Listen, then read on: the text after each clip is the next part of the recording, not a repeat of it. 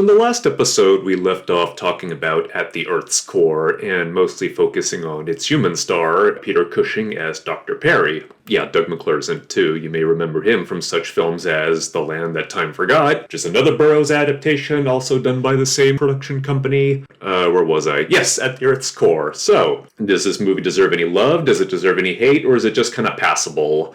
To me, it's just kind of passable. The good and the bad, it has a lot of the same problems that a lot of Lost World movies have, and that is the initial thrill of discovering a new world filled with monsters is actually something you get over kind of quickly.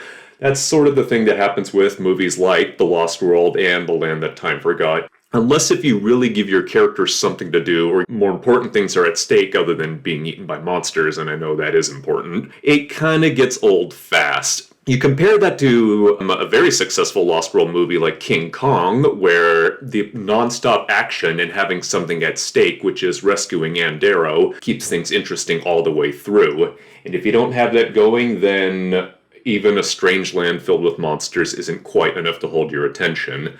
And that's sadly sort of the case with At the Earth's Core. First third of this movie is really the very best stuff, and that is getting there, finding the strange land, seeing all the weird monsters that populate it. But the second and third acts do sort of blur together for me to the point where I actually do kind of phase out at a certain point. The human characters aren't really enough to hold my interest. I don't really care about what the Sagots are doing to these people because they're just not very interesting people. And even though I do like Peter Cushing and Doug McClure in this movie, it's not enough to get me interested in the other characters. But you know what? This is a monster drawing channel, and guess what? I love monsters, and anybody who loves monsters is also going to love the monsters in this movie. They're a pretty varied bunch, and if you enjoy the works of Toho and Tsuburaya and stuff like that, I think you'll get a kick out of the creatures in this movie. In the last episode, of course, I drew the Bos, the B-O-S, I don't know how to properly pronounce that. They're the large sort of rhino-like creatures. There's two of them that fight each other. They're some of my favorite monsters in the movie. It kind of reminds me of Bebop and Rocksteady running into each other in the games and conking each other out. The main monsters of this movie and the main antagonists are the ones we're drawing here today, and that is the Mahar. The Mahar, as described by Dr. Perry, are sort of like giant Rhamphorhynchus, but they go so much far beyond pterosaurs. The Mahar are intelligent, they are devious, and in this movie, they are psychic. From what I've heard from the Burroughs book is that it's not quite psychic powers they have, it's kind of hard to describe what it is.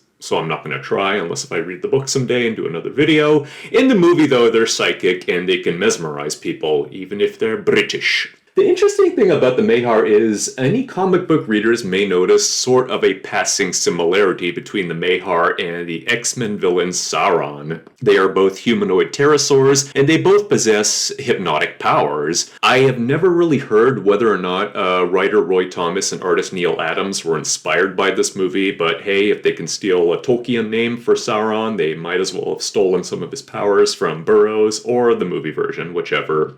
Whether or not you like the monsters in this movie really depends on whether or not you just are into the big goofy rubber suit monster sort of thing, but I absolutely am, and I will say that aside from Peter Cushing's very fun performance, the monsters definitely are reason enough to watch this film. If you like At the Earth's Core, great. Maybe just fast forwards through some of the boring parts and just enjoy some good monster fun.